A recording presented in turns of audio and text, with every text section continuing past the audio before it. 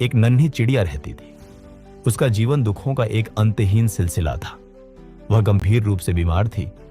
उसके कोमल पंख झड़ चुके थे और शरीर पर एक भी पंख नहीं बचा था। वह उड़ना तो दूर, ठीक से चल भी नहीं पाती थी। न रहने को घर, न पीने को पानी और न ही खाने को दाना। वह बस जलती हुई रेत पर अपनी मौत का इंतजार कर रही थी। एक दिन एक सुंदर सफेद कबूतर उस रेगिस्तान के ऊपर से गुजर रहा था। वह बहुत खुश और शांत लग रहा था। चिड़िया ने हिम्मत जुटाकर उसे रोका और पूछा, भाई, तुम कहां जा रहे हो? कबूतर ने धीमे से कहा, मैं स्वर्ग जा रहा हूं, भगवान से मिलने। चिड़िया की आंखों में उम्मीद की एक चमक जागी।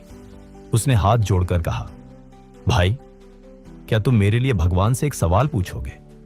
उनसे पूछना कि मेरी किस्मत में ये दुख कब खत्म होंगे, मेरे अच्छे दिन कब आएंगे। कबूतर ने उसे सांत्वना दी और उड़ गया।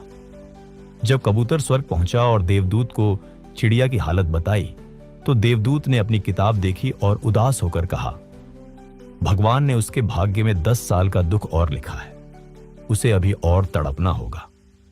कबूतर को बहुत बुरा लगा। उसने पूछा, क्या कोई रास्ता नहीं है जिससे उसकी मदद की जा सके? देवदूत ने मुस्कुराते हुए एक रहस्य की बात कही, एक रास्ता है। उसे कहना कि वह हर हाल में शिकायत करना बंद करे। वह यह देखना शुरू करे कि उसके पास अभी जो कुछ भी है वह दुनिया में कई दूसरों की तुलना में कितना बेहतर है।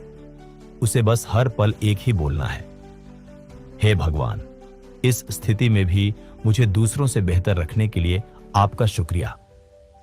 कबूतर ने वापस आकर चिड़िया को भगवान का यह संदेश दिया। चिड़िया ने तय किया कि वह अब अपनी किस्मत को नहीं कोसेगी। जब वह दोपहर की चुभती हुई रेत पर गिरती तो वह रोती नहीं।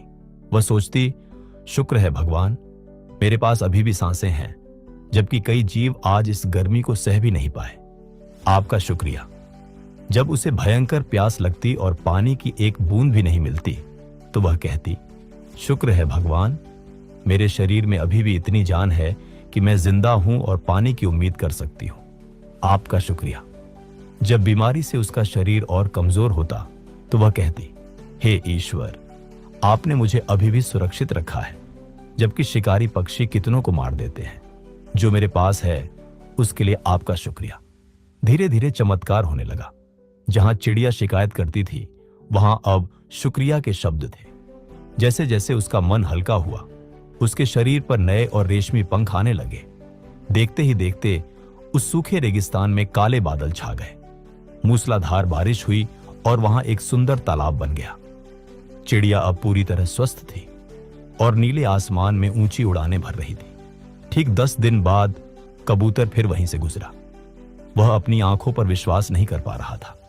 जहां रेगिस्तान था, वहां अब हरियाली थी। उसने तुरंत स्वर्ग जाकर देवदूत से पूछा, आपने तो कहा था उसे 10 साल तड़पना होगा, फिर यह 10 दिन में कैसे मुमकिन हुआ?